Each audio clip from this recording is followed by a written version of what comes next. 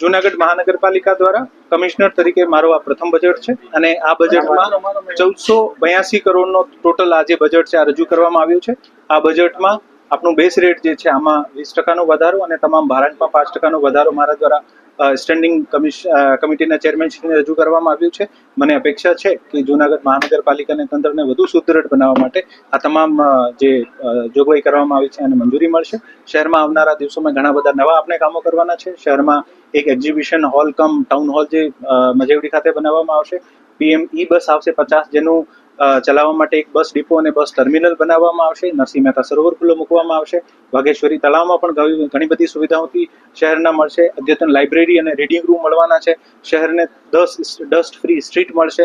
શહેરનો ખૂબ સરસ સૌંદર્યીકરણ થશે। શહેરના તમામ સર્કલ્સનો ડેવલપમેન્ટ થશે અને શહેર પર્યાવરણ દ્રષ્ટિએ ડિજિટલ ગવર્નન્સની દ્રષ્ટિએ જૂનાગઢ એક સ્માર્ટ સિટી બને આ પ્રકારના પ્રયત્ન કરવામાં આવી રહ્યા છે।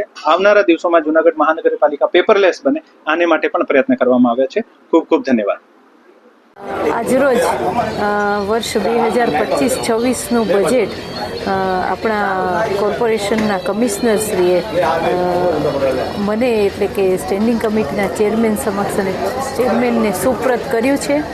આ બજેટમાં જે કાંઈ પણ જોગવાઈઓ ને જે કાંઈ પણ બજેટની અંદર વધારાઓ સાથેનું જે બજેટ છે તો આ બજેટ છે એમાં કોર્પોરેટરો અને શહેરના લોકોને સાથે લઈ અને સુધારા વધારા સાથેનું બજેટ ફરી પાછું અમે રજૂ કરીશું અને સ્ટેન્ડિંગ કમિટી સમક્ષ મૂકીશું।